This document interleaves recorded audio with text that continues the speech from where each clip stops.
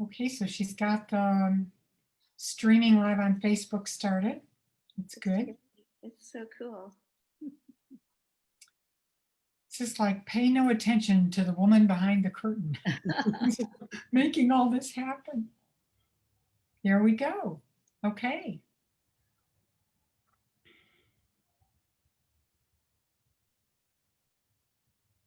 We're live. 4:01. Start when you wish. There's 55 participants. Wonderful. Thank you, Lynn. Well, we will begin now. So all of you who are on the call with us, let's get started. Welcome to Story Circle Network's first online webinar. Later I'll talk about glitches, but for right now we're here, we're live. I'm Jeannie Guy. I'm a longtime member and current president of Story Circle, which is a phenomenal organization that supports and promotes women writing and telling their stories. So for those of you on the call who are new to Story Circle Network, please be sure and check out our offerings at storycircle.org. We would love to have you join as a member, but we want you to know what we have to offer to you. So hold on just a minute here, and we'll move forward. We are thrilled, obviously, with the response and your interest in this topic. There were, at the time I got my little speech put together, about 125 of you on the call, and Facebook is handling the overflow. We anticipate as many as 140. So thank you for joining us on this venture. And special thanks to Len Leatherwood, who is our vice president and the online classes coordinator. She is the one who birthed this Zoom webinar. I think she's in labor right now, and she will act as technical support. We are over the moon proud to be able to offer this particular creative webinar entitled Cooking Lived Experience into the Written Word. Cooking Lived Experience into the Written Word. And we are featuring 3 award-winning women authors. Barbara Lynn Probst, author of Queen of the Owls, a novel. Barbara, can you wave? Can they see you right now? Yes, okay. And Deborah Thomas, author of Lose, a novel. And Cindy Rasico, author of Finding Venerable Mother, a Daughter's Spiritual Quest to Thailand. They are going to share their wisdom, their stories, their process, whatever moves them, for about 40 minutes or so, and that'll be followed by some Q&A. So if you would, please type your questions into the Q&A box. And the speakers have said they will make themselves available on an open-ended basis here, so get the questions in. Apparently they will all be answered. And if you are having any technical difficulties, such as if you were on the call early, you would know what we're up against here. But there will be some glitches. This is a maiden voyage for us. If you're having any problems, let us know through the chat box, and Lynn will do her best to help you. So, Barbara, I'm going to turn the evening over to you. I want you to know how grateful Story Circle is to all 3 of you for creating the plans for this event, and your generosity in providing what I'm sure is going to be an intimate and helpful experience for your audience. So, Barbara? That's great. Thank you so very much. So first thing I want to say is just to make sure you're in the right place. If you thought you were going to a cooking class where you'd be getting recipes and cooking tips, this is not us.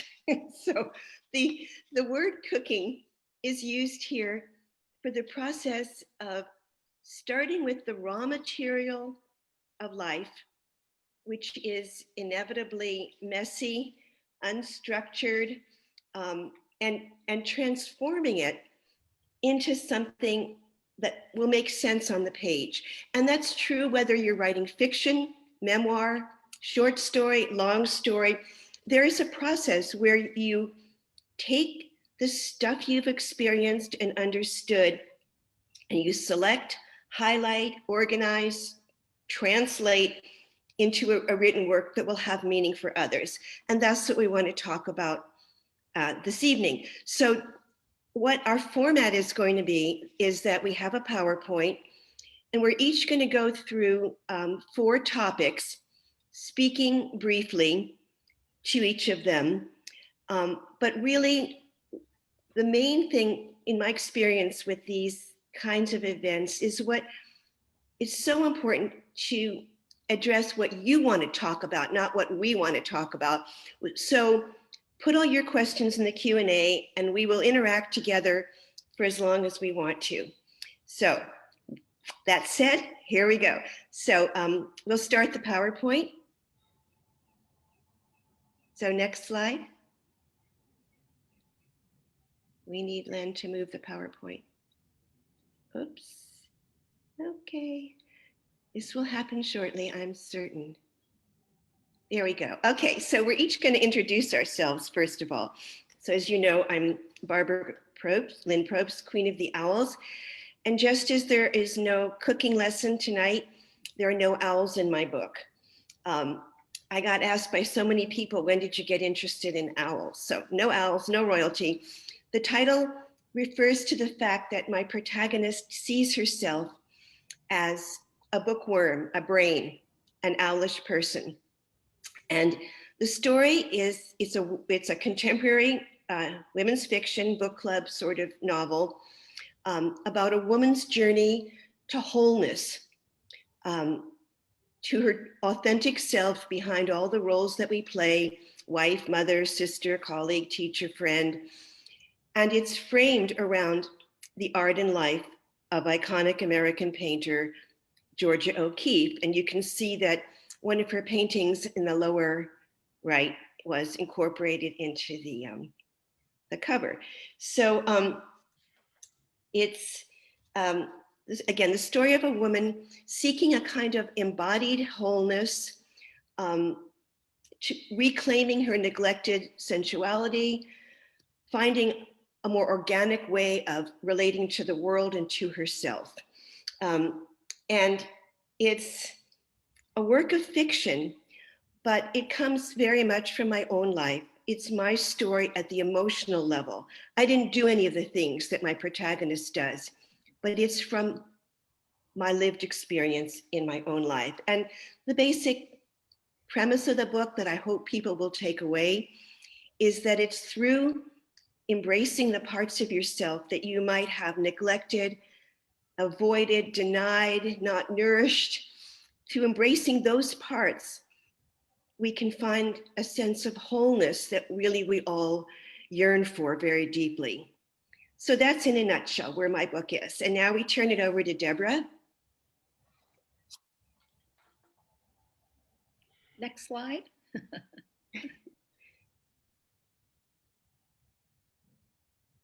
Yes, my novel is called Luz, and Luz in Spanish means light. It's also the name of one of my characters. My main character is Alma, but her daughter is Luz.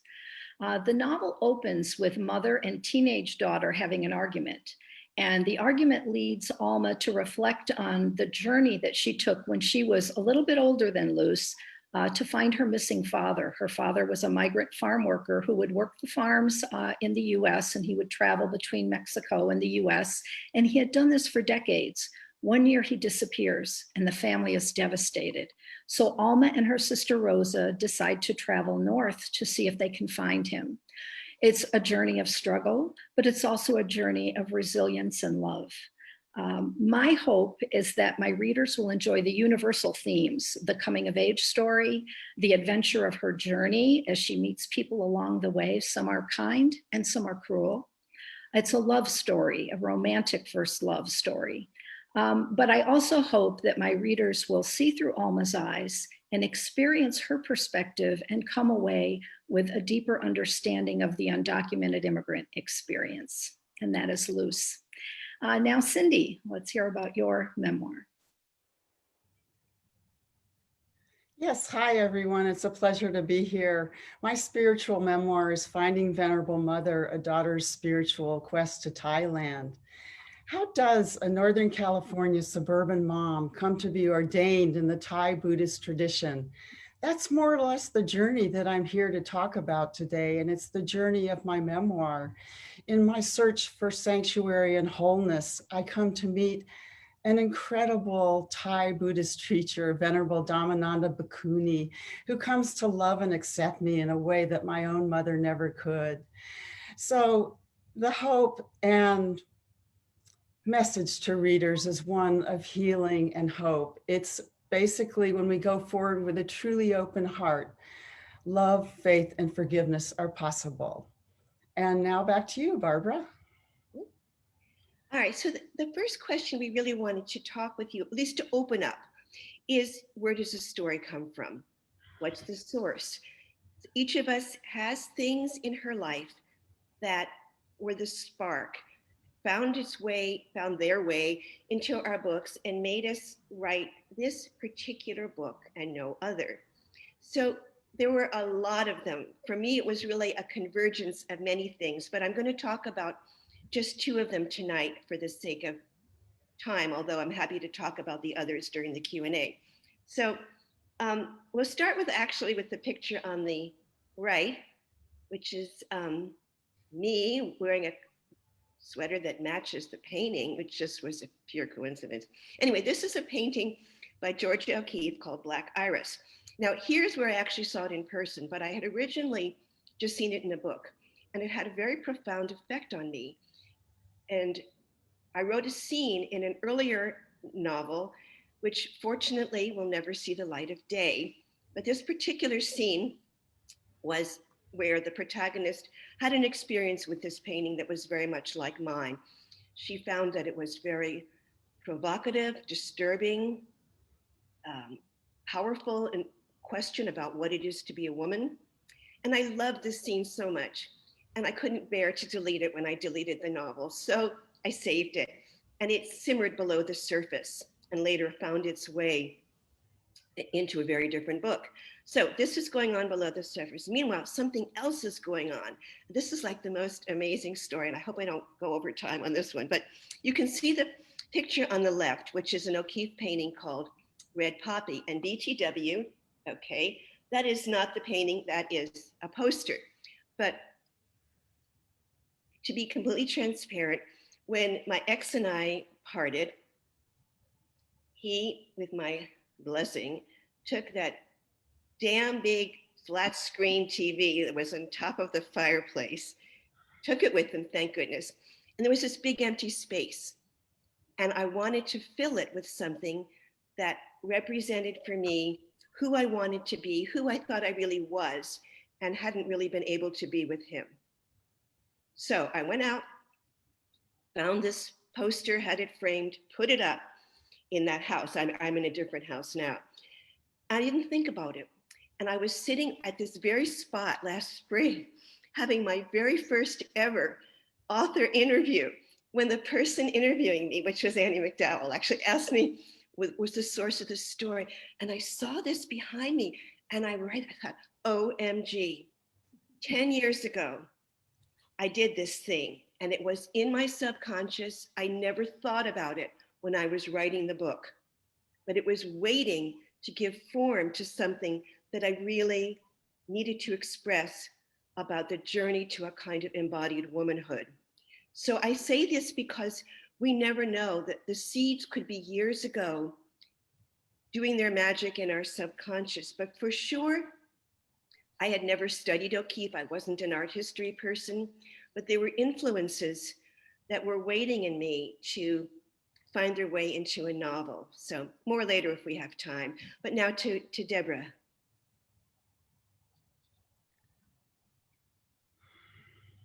The lived experiences that led to my writing began in the early 1990s. I taught English as a second language to adults from all over the world. Many of my students were from Mexico and Central America. I came to learn about what their lives were like in their home country, what motivated them or forced them to leave their homes, what their journey was like, and then what it was like once they arrived here. Now, in the early 90s, I felt a particular connection and relationship with my students, because it reminded me of my Italian upbringing. My grandparents were from Italy. I grew up in an Italian neighborhood. And at this time in my life, I was having some personal problems and I was 3,000 miles away from my family. So being around them, hearing the language, which is so similar to Italian, hearing the ranchera music during our breaks, which reminded me of my grandpa playing his handheld accordion and singing, the Catholic Church, the Virgin Mary, the Virgin of Guadalupe, so many cultural similarities that being with them gave me comfort during this time. Now, late 90s, I started to hear about the deaths in the desert. North American Free Trade Agreement had left Mexico with the devalued peso, and immigrants were coming across the border in increasing numbers. And our government responded with Operation Gatekeeper, which put up more fences, more high-tech lighting, and they thought it would prevent them from coming, and it didn't. It just pushed them further east through the desert, and they were dying from dehydration by large numbers week after week. So I became involved in some immigrant rights organization with Amnesty International. I ended up having some eye-opening experiences. I got to go to the border of Nogales, Arizona, Nogales, Mexico, and spoke to people on both sides of the border, including Border Patrol. I met Father Richard Estrada with Water Stations Project, organization that goes out to the desert, and we left water marked by blue flags in the hopes of preventing death from dehydration. So all of these experiences I wanted to write about, and I wanted to share my experience and my knowledge through fiction, because I'm a firm believer that through fiction, you draw the reader in to experience another person's life, to see their perspective, and then hopefully deepen our humanity. That was my hope. So these were my lived experiences that led to Loose. And now we'll listen to Cindy. Thank you.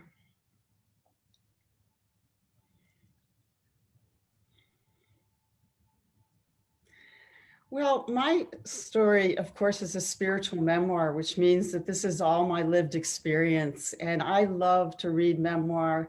I love to explore my own feelings. I am also a psychotherapist by background. And I will tell you a story in just a moment of how I've always been searching for a spiritual connection.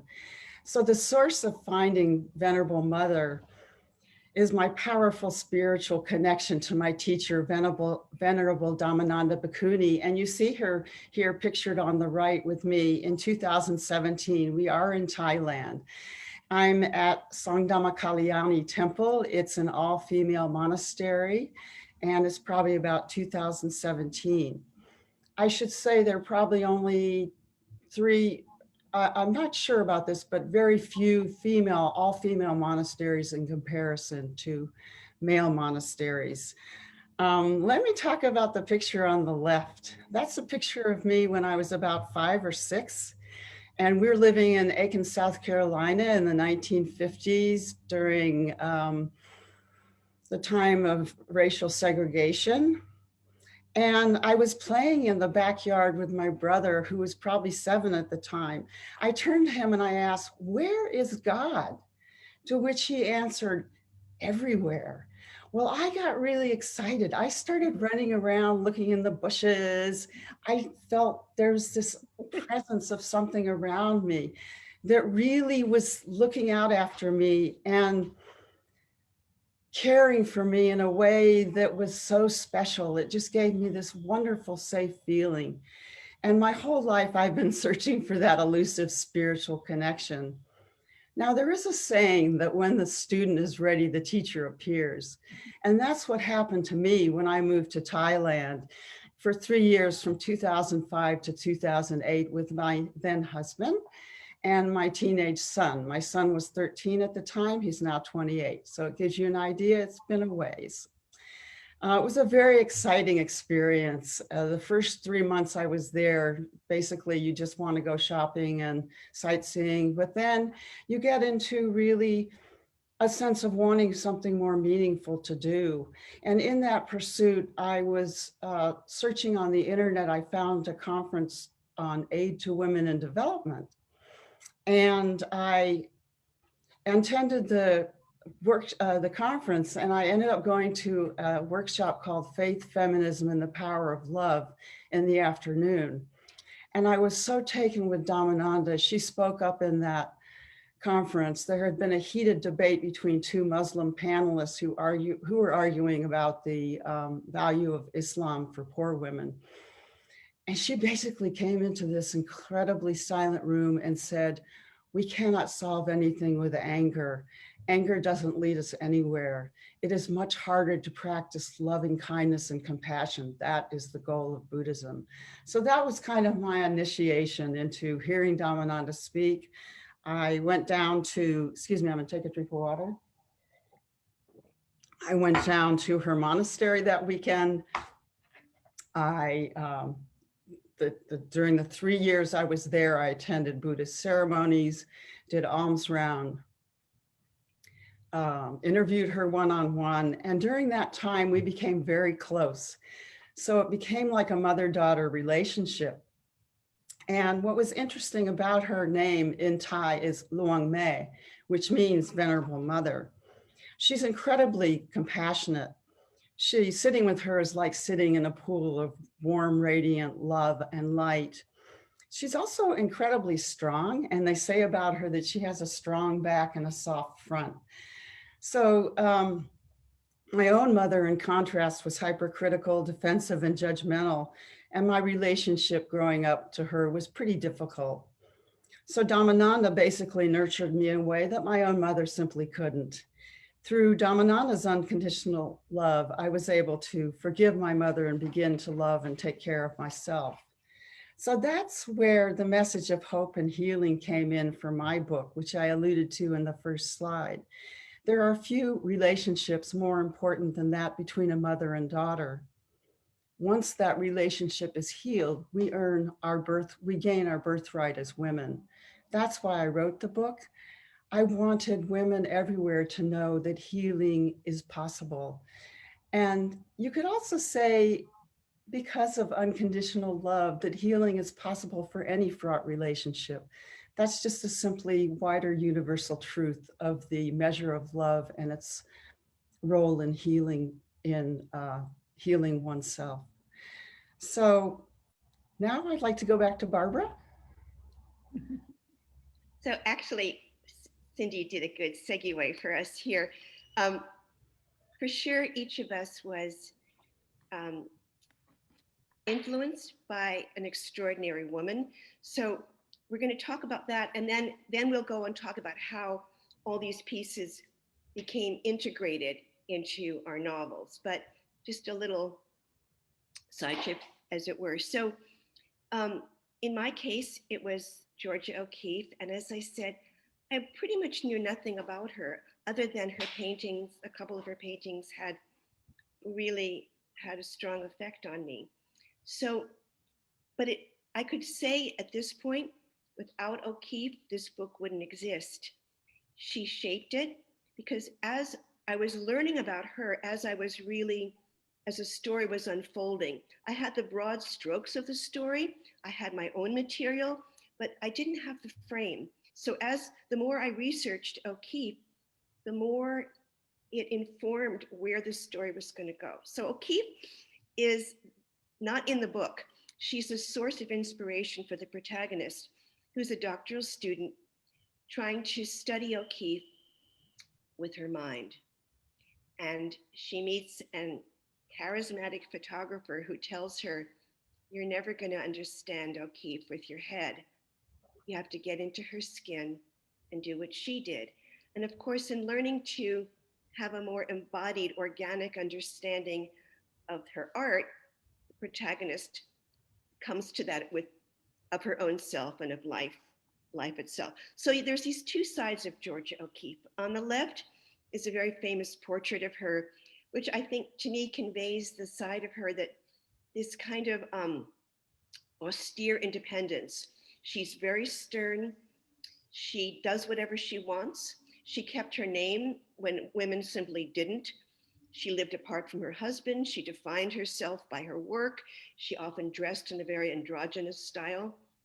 Then on the other side, another portrait of her, you can see this very open, and really quite sensitive and luminous sensuality. So these two sides of Georgia O'Keeffe, which Elizabeth begins to learn about, are of course the two sides of her that she wants to bring together. So O'Keeffe, actually what was really amazing, I would say it was a triple parallel process. The story of O'Keeffe with these two aspects, the story of my protagonist journeying to unite these two aspects, and my own personal journey, which I had to go back and relive while I was writing the book. And I'll talk more about that in the next set of slides. But just to say for now that it's not that you complete something and then you're done and you write about it. You have to go back and relive it in order to make the writing alive. But for sure, O'Keeffe is a profound influence on the book, and it turned out to be on me. So to Deborah. Dolores Huerta, I have long been inspired by her. She is an activist for equality and social justice for most of her 90 years, and she is still going very strong. You all know her from her work with Cesar Chavez and the United Farm Workers, but she's continued throughout her life to work for human rights. She created the Dolores Huerta Foundation, which works on a grassroots level to organize communities. In fact, right now their focus is on the importance of the census and the importance of getting out the vote. At 90 years old, as I said, she's still going strong, and you can all see her on virtual events every week. She's doing something, and she would be out crossing the country if she could. So in the novel, Dolores is an important figure. In the very beginning, we learned that Alma's father, Juan, knew Dolores Huerta because when he was a teenager working in the fields in California, he met Cesar Chavez and Dolores Huerta and was involved in the farm workers' strike. So he would tell his daughters stories about them, especially about this feisty Dolores. And he would even call Alma his little Dolores, his pequeña Dolores, because she was just as passionate and determined as Dolores. So when he goes missing, Alma thinks, this is a real woman. She's a famous woman in the United States. Maybe we can find her and she might know something and can help us find our father. So as she travels on her journey, she asks people if they know of Dolores. And so threaded through the novel are true facts about Dolores's life. And also, Alma draws strength from things that she hears about her as she faces her own struggles. And perhaps in the end of the novel, Alma just might actually meet Dolores Huerta, but you'll have to read it to find out if that's true. And now we're going to go on to Cindy. Thank you. I got chills when you were speaking about Dolores. That was beautiful. Here's a picture. I should say, first of all, that what inspired me to write this book, of course, was my teacher, Venerable Dhammananda. And when I first started writing, I was trying to write about her life, the story about her life.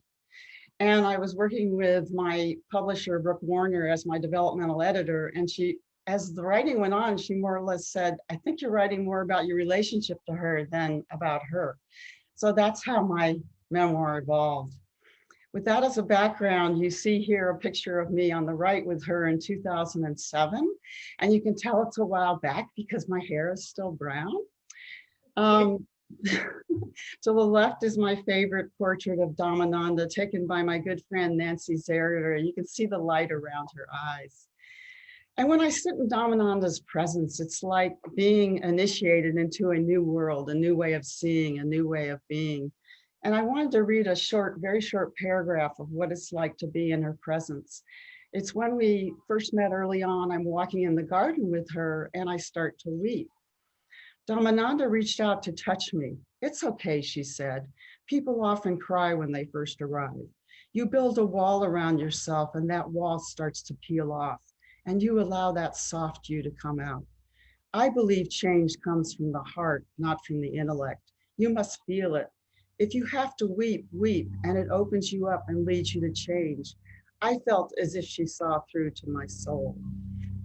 So let me say a little bit about Dhammananda. She was the first woman in Thailand to be fully ordained in 2001. Because Thailand doesn't allow ordination, she had to go to Sri Lanka to be ordained. Let me give you an idea of what the situation was like in Thailand, probably then and now. There were approximately 300,000 male monks. At the time she ordained, there was none. She was the first one.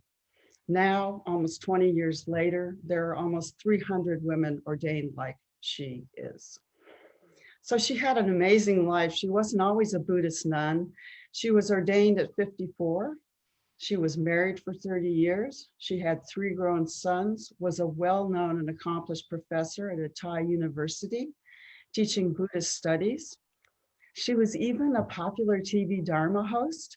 She used to wear false eyelashes, 2-toned eyeshadow, manicured nails, the whole bit. So she's gone through quite a transformation in her life.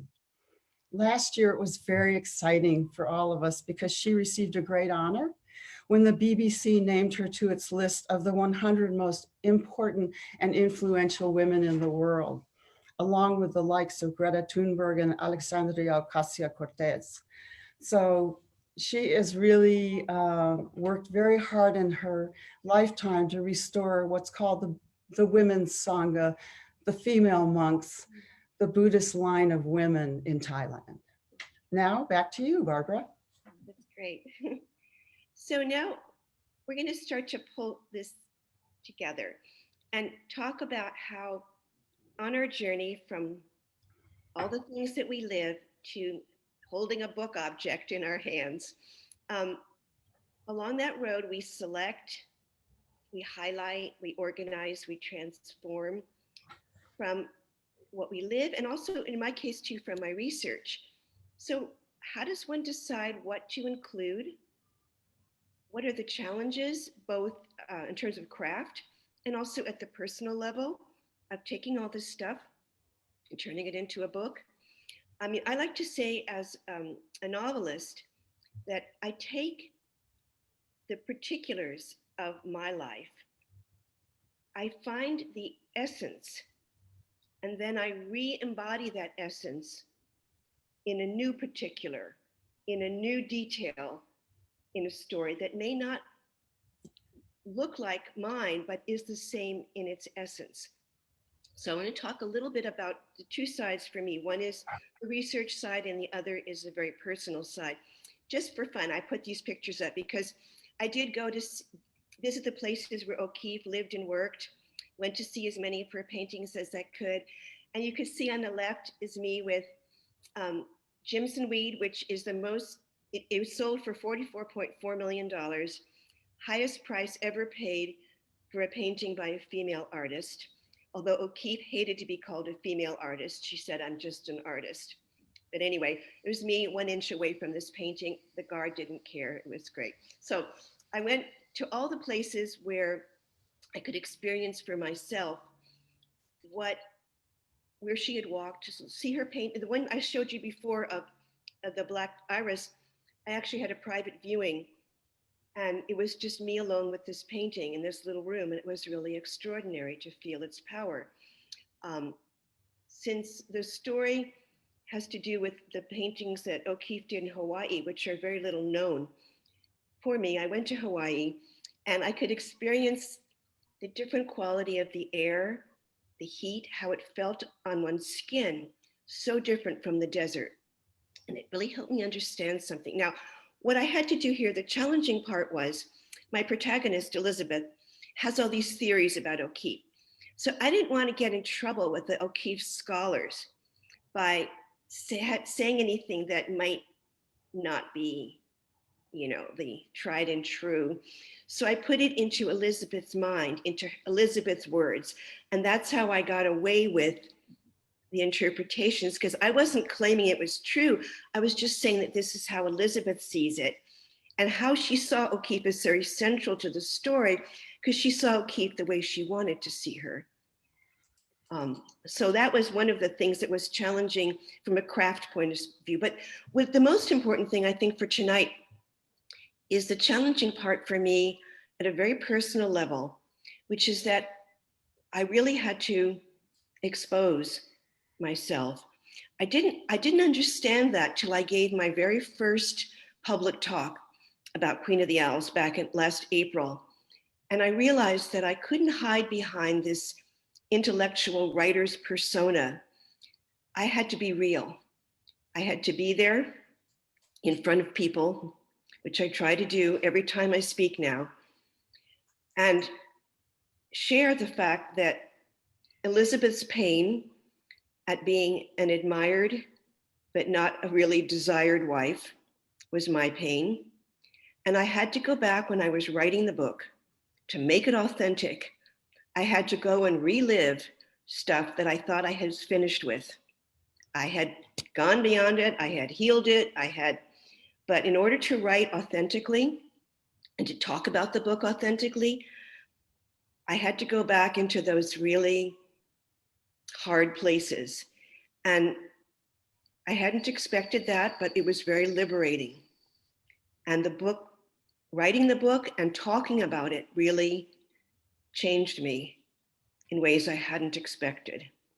So this cooking of your life and then eating it again afterward, it's an ongoing process. It's not just one and done. And we can talk about that some more in the Q&A, but I want to pass the baton to Deborah now. Thank you. Well, when I sat down to write my lived experience, initially I wrote an entirely different novel. This first novel was about an Italian-American woman who goes to Southern California and hears about the deaths in the desert. I called it Blue Flags, rough first draft, set it aside. And then I took a writing class with Gail Brandeis, a winner of the Barbara Kingsolver Award for novels of social justice. And in her class, there was an assignment, and I began writing in the voice of a young Mexican girl whose father had disappeared crossing the border. Obviously, Alma's voice.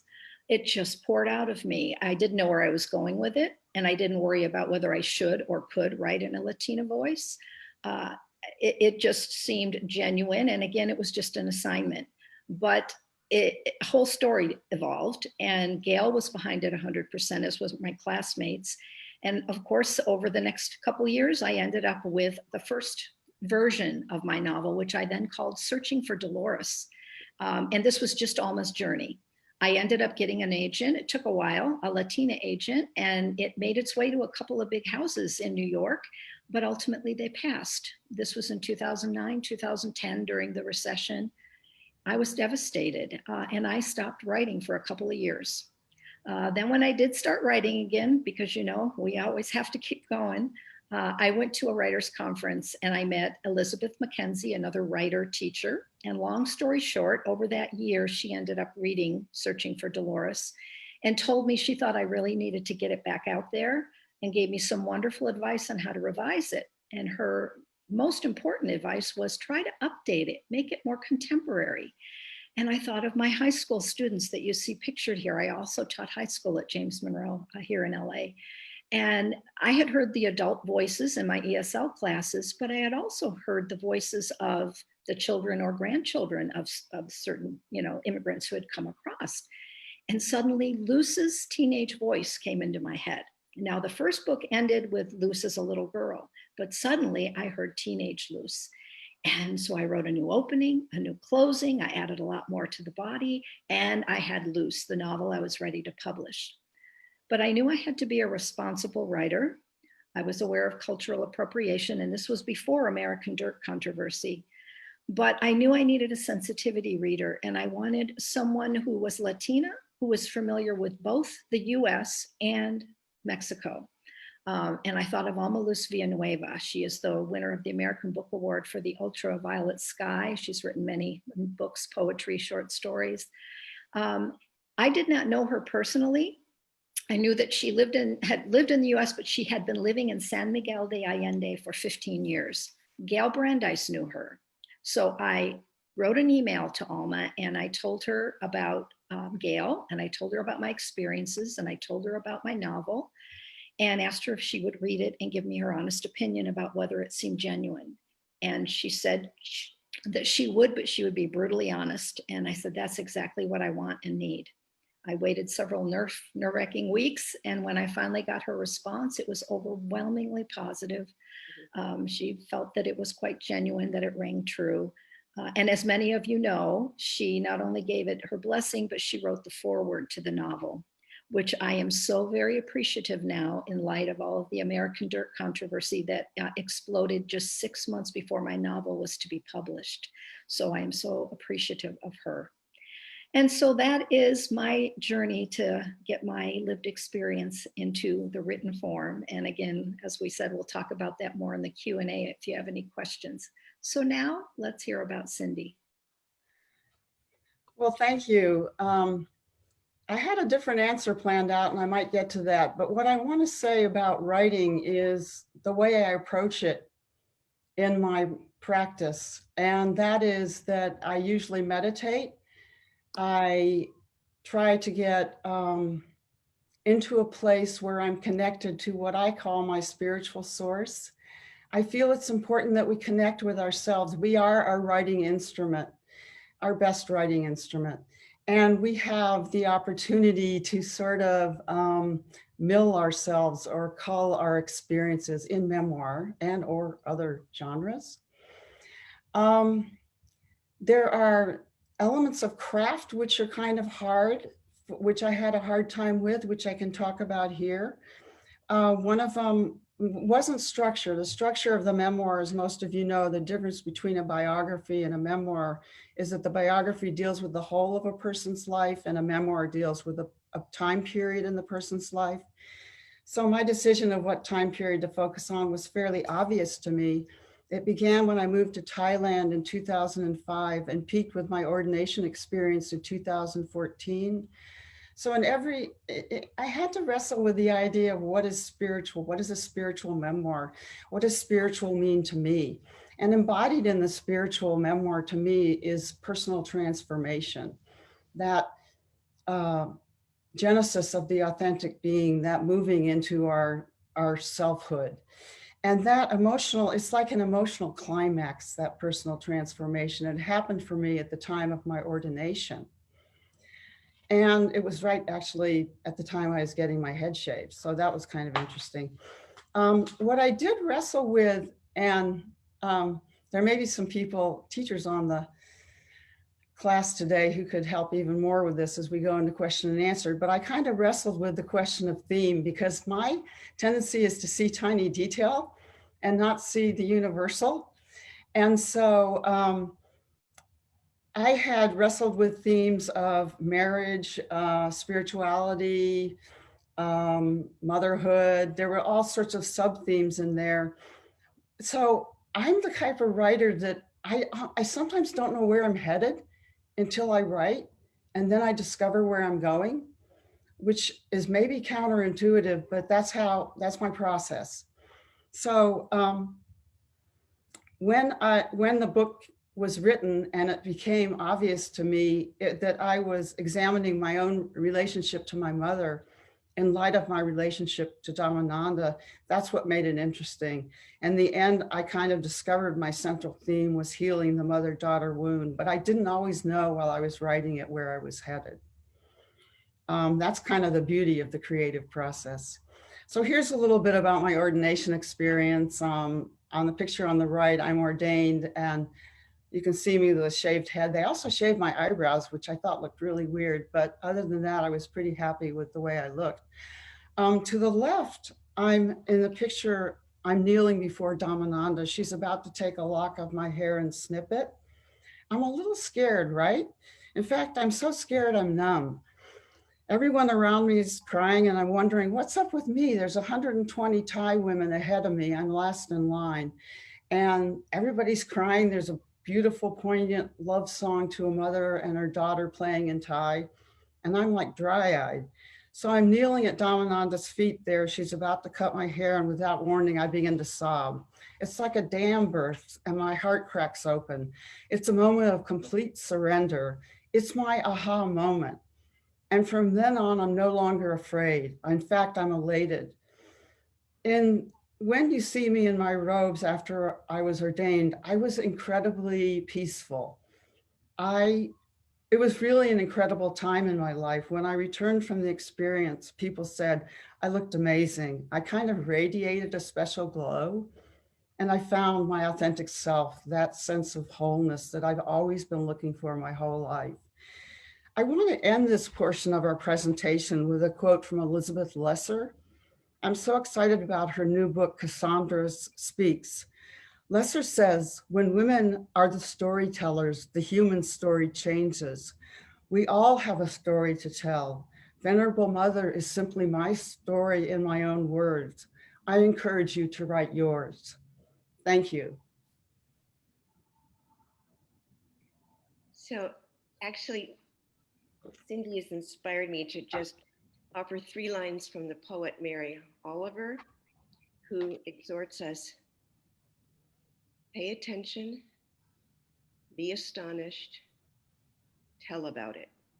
Yes. Those are her instructions on how to live a life.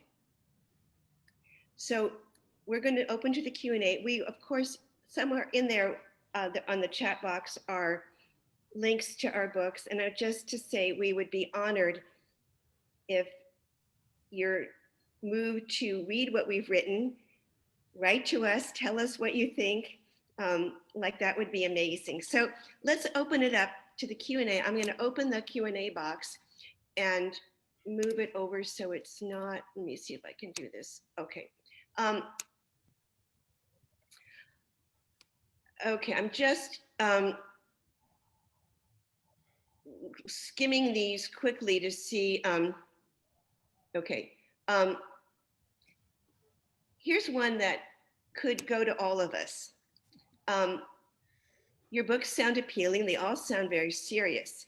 Did humor have a part to play in your book or in your writing process? Like, that's a great question. And maybe just a couple of us want to speak to that. Just someone start talking and. Well, I can just, I mean, obviously my story is a very serious story, but the sisters would joke and tease with each other, and, you know, Alma and Manuel. So of course, in the interpersonal relationships, there's some humor and in that way, but beyond that, of course, mine is a very serious story. I think there's a lot of joy and camaraderie in my story with the relationship to the Thai Buddhist nuns. They were, during the time when I was ordained, because I didn't speak any Thai and it was all in Thai, they were always yanking on me, pulling me this way and that, saying, Kun Cindy, they say Kun before every name. Go this way, come here. And it was pretty funny. I mean, they thought I was pretty funny. So it wasn't all that serious. It had a very light side. It's cool because, you know, one can tell we're all talking about how to be a whole woman in one way or another. I mean, and how to find ourselves, find meaning, but it's not heavy, it's light.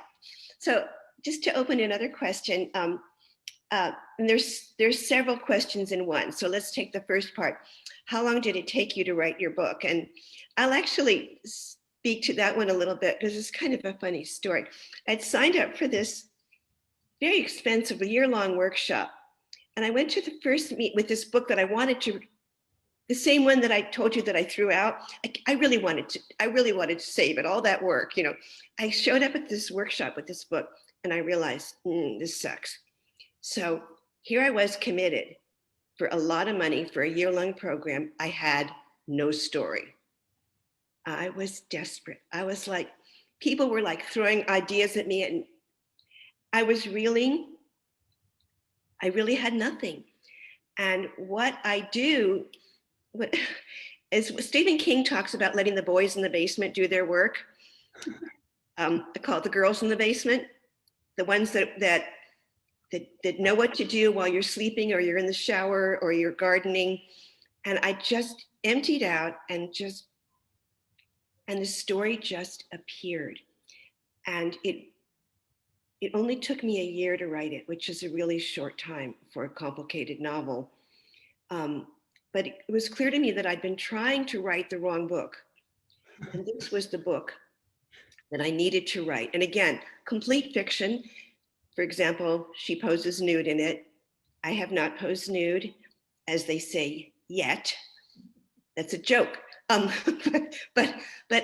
I didn't, but the events, but this was my story that I needed to tell. So out of the void, it didn't take more than a year. So if anyone else wants to speak to that, maybe no more than 2 of us per question. Well, I can just say that when I first sat down to write, I was teaching full time, but at what was called a year-round school. And what that meant was I would work for 4 months and I'd be off for 2 months, work for 4 months, be off for 2 months, but paid the whole year long. So I had 4 months where I could sit down and write, and I would get early, I'd get at the computer and I'd work every day, Monday through Friday, sometimes more. So over 4 months, and then a little bit more beyond that. So even though I say it took 2 years, it really wasn't 2 years. It was more like a year and a half. So here's another, here it is. Here's a craft question. I'm just going at random because I'm looking for ones at first that are not specific to any one of us. Person is asking about writing dialogue of how, this is a very craft question, and how we write, use dialogue to make it real while also advancing the story, which is different than people's, it's the one about, Bob, remember that's the one that uses dialogue to do an info dump, but how to make the dialogue real and alive. So anyone want to speak to that? Yeah, it's kind of tough to answer briefly, isn't it? I think it's a matter of balance. I mean, you don't want too much dialogue or you're reading a play. Sometimes you need to put it in narrative form, whatever feels natural and sounds natural. And then when you read it back to yourself, is there too much? That would be one thing I would say. I would say writing dialogue is hard for me, and that it takes practice. And it's a really good question. I don't think I have an immediate answer, but it's worth taking a look at. So thank you for asking the question. Someone also asked who published our books. Of course, we share the publisher of She Writes Press. That's how we met each other. And She Writes is an all-girl, award-winning, kick-ass, visionary publisher for women, a hybrid publisher. For myself, with that first terrible book that I keep talking about, shopping it to 70 some agents when it was really in no way even ready. And I even got some requests for full. With this time, I was not going to put myself through that again. It was hard, reminded me too much of my time with infertility. And when I made the leap to become an adoptive mother, still a mother. So I felt it was a very similar leap for me to say, I'm going to greenlight myself. I'm still a writer, and readers don't care what's on the spine of your book if it's a good book. It was a very important step for me because I had to go back into that whole, am I a real mother thing. I do want to say that going with a hybrid press is not for everyone. It does require resources. It also requires a certain temperament, certain time commitment, a certain kind of capacity to green light yourself, which is what Brooke says. So if anyone wants to add to that, that would be awesome.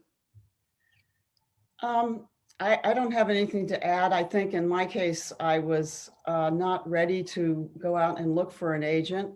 I like the option of being able to have what's called, we have a distributor for our books, Ingram Press, Ingram's, what is it? Traditional distribution is what it's Traditional distribution, yeah, which was important to me because it's beyond self-publishing. It's into marketing the book from a wider angle. And that's what I was interested in. So I would just add that. Yeah. Well, here's an interesting question from another She Writes author, actually. Which is more rewarding, writing the book or selling it? Woo, writing it. For me. I would add to that, it's not either one of those. It's when it's out there and the response you get. Oh my goodness. You know, I saw somewhere a question about what was the gift or something. And especially for me with my book, I had no idea how it would be received. And it turned out I didn't know who my audience was either. And I found out I have a very diverse audience.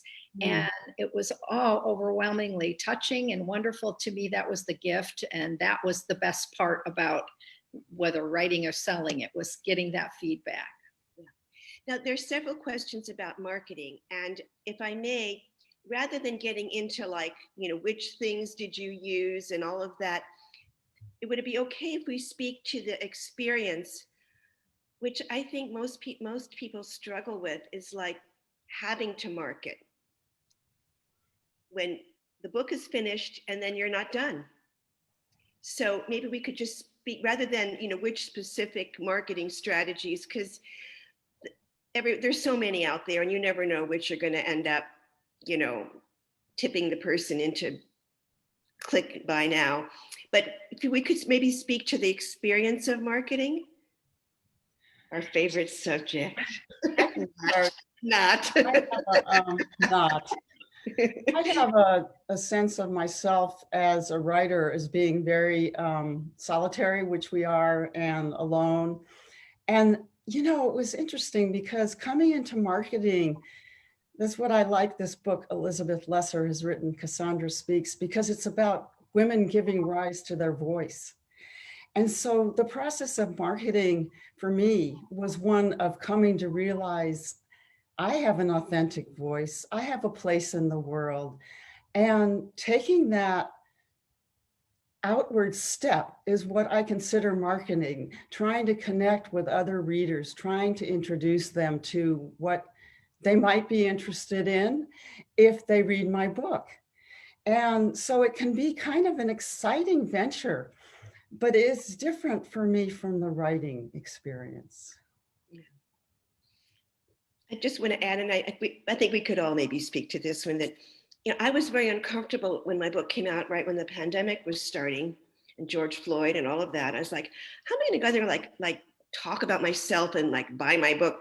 When I realized it's not about that at all. Very much to piggybacking on Cindy, that in difficult times, stories have always been a source of healing and growth and renewal, and seeing it as I had something to give that maybe could actually be helpful. And I read a quote the other day, I put it up on my Facebook page, when someone was asked why bother, and he said, because there's someone out there with the wound the exact shape of your words. So that helped me very much to not see it as crass or materialistic, but as finding a way to reach and give. And the other thing I tell people, because I've done webinars about marketing, is only do the stuff that's fun. You can't do it all. Just do the stuff you genuinely enjoy. So Debbie, did you want to add to this? Well, that's all that I would have said. I mean, we're getting so overwhelmed hearing all the many things we could be doing and should be doing. And of course, a lot of it is expensive and it just is overwhelming. And then you realize that you need to do what you're comfortable with, what you can do, take a little bit here, and then spread it out over time too. You don't have to do everything at once. And that's kind of the way I'm handling it. Now, I'm obviously no pro. I'm very new at all this, but that's what my approach has been. Barbara, I just want to check in with you about time. It's almost 5 o'clock. Would you like to take a few more questions? 5 o'clock. No, that's 8 o'clock. Oh, sorry, 8 o'clock. We're on the West Coast. Well, we did promise to try to get, there's a few more that I think we should try to honor. Good. We didn't say it would be an hour, but no. This one I just love that someone just posted. How do you know when your manuscript is finished? Isn't that interesting? By the way, F. Scott Fitzgerald apparently was making edits up until the moment that it went to the printers. And she writes, oh, they hate me. I just did my ARC corrections for my second book. 325 changes to the ARC. So you just have to stop at some point, right? Or did you know you were done? Was there a moment? I felt like I knew I was done because I had, revised and then did what I did. But as you say, once you do, you have an editor who might make some suggestions or whatever, or you might notice something when you actually read it, when it's finally in book form, when you get that arc, it looks so different. Yeah. So, but I think generally, there's always something you could add. You might later go, oh, gee, I should have done this, I should have done that. But at some point, you do have to stop. I see one question that I would like to answer real quickly, if that's okay. And that's about young adult readers. Is it okay if I jump in? I just noticed it. Oh, of course, I was just jumping around looking for things that were broad, but yes. Yeah, someone asked if any of the books are for young adult readers. Now, my novel definitely could be. There is one tough scene, though. Having taught high school, we've read some tough scenes, in 11th and 12th grade, like Color Purple, you could take, for example. I have had the pleasure of being told by a couple of high school teachers that they felt that Loose would be great for their students, especially the Latinx community. And in fact, I've gotten feedback from some of my former students who said that they connected with the story. They saw their mother and themselves in it as Alma and Luce, and it led to a conversation with their mother about her journey that they had never, done before. So, however, there is one really difficult scene that might be questionable. So I would just throw that out there. That's about mine. I don't know how you two feel about yours with young adults. I'm not sure. Yeah, I don't feel mine necessarily young adults would be interested in. That's just my take on it. But Yeah, I think, one needs a certain life experience to really read my book, to be honest. There's one question on here. It's similar to what we talked about, but particular challenges in writing about real people. That, you're representing someone else. Speak to that. Now, you already, Cindy, you already were acquainted with the person and they knew you were writing, correct? Because in my case, it was Dolores Huerta who I needed to make sure it was okay with her. And so when I was working on it, I had told her about it. I saw her briefly at a march and she said, "Oh, it sounds wonderful." And then when there was actually a manuscript, I sent it to her to read and she gave it her blessing. Of course, it wasn't until years currently that it got published. And so I did have, again, let her know that it was going to be, and I gave her a copy of it. So yeah, that is a challenge because you want to make sure that you're handling everything respectfully and that everything is, in fact, I did contact a daughter about one particular thing to be certain I had it correct. So that's my answer to that question. Cindy? I did. I was in Thailand the month of March, right before COVID happened. I had to come back in an emergency return flight. But it was fortunate because I was at the point in my editing process where it was the last go round on my book. And she actually, Dhammananda, read my book. And she liked most of it. She had a few teachings for me on a personal level, which basically had to do with coming into my own as a person and being perhaps more independent. But that was just between she and I. She didn't change anything in the book. But what that question brought up for me was, I did also let my sister was in my book, and let's see, anyone else? Oh, my former husband. So I wanted both of them to read it before I published it. And both of them were okay with it. I actually had more trouble from my sister than my former husband. He liked the book. But she, of course, had a different impression of our mother. And we're still on good terms and all that, but she's fairly quiet when it comes to my memoir. So it was just an interesting experience. I just have which is not an answer to the question, but it just reminded me. I well, I'm on very friendly terms with my ex-husband. I made him read the book. And the husband in it is not him. But many things were taken from my life, and he knew it, I'm sure. So, but I loved it when he finished reading it. He said, "It really made me see life through a woman's eyes." So I said, "It's a little late, aren't we?" But anyway, that was like a super wonderful thing that a man read this book and it would open his eyes to a woman's experience. So I throw that in as in a joke, but because we're talking about women, it doesn't mean our books are not for men. I mean, my current partner loved it, but of course he had to love it, so that didn't count. But that's my N of 2 my research about men. But I think it's important, really, that these are not just necessarily a book that a man would not find illuminating. We definitely don't want to go on too long, but interesting question here, which is kind of perhaps a good way to wrap it up. And for those of you who did not get your question answered directly, you have our links, our emails, our websites. We're delighted.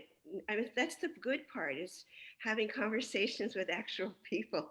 So please don't hesitate. But the last question that we could take that could be a nice way to lead in is, how would you approach your next book differently? Any thoughts on that? Differently, well, I had already started working on something. However,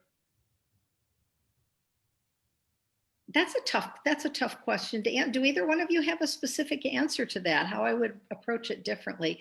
I just love writing, and I sit down and get in my characters' heads and get carried away and see what happens. I don't know that I personally would do anything differently. That's a wonderful answer, right? Cindy? I've gone through a bit of a growth experience, of course, because I'm on a spiritual journey. What else? But meaning that I'm a little less attached to my own ego, to my own me, my, mine experience. And I'm writing a book now about Dhammananda's life, going back to the original intent. And it's very good for me to be able to kind of separate out what is mine and what is hers. And it's hard for me to articulate it beyond that, but thank you for the question. Interesting. I mean, I would just answer that I'm actually have written a second book, and I'm working on a third one. That what I see is that it kind of reminds me when I adopted my second child. The first time I was so scared that it wouldn't work out. And so when it came time for child number 2, I knew that the right thing that was meant to be would happen, that the right child would find their way to our home. And I was much more relaxed, and I trusted my instincts more. I was less nervous. And I feel like that's something you gain, that you've finished you've actually written a whole damn book. And so you could do it. And there's something that's a little less anxious and ego-driven and a little more relaxed. And so the current book that I'm working on, I just say that being at home because of the quarantine, I just got into this without that anxiety. So hopefully we grow, and that there's no end to this material that we have. We have to keep living so we have more raw material to cook up, to transform.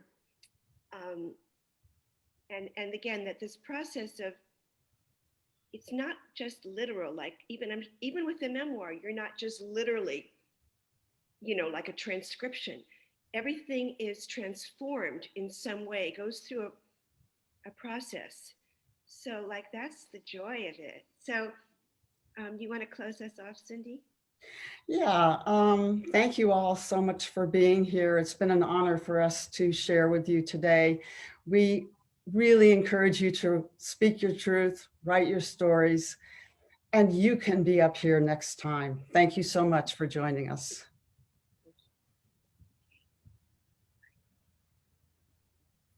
Over and out.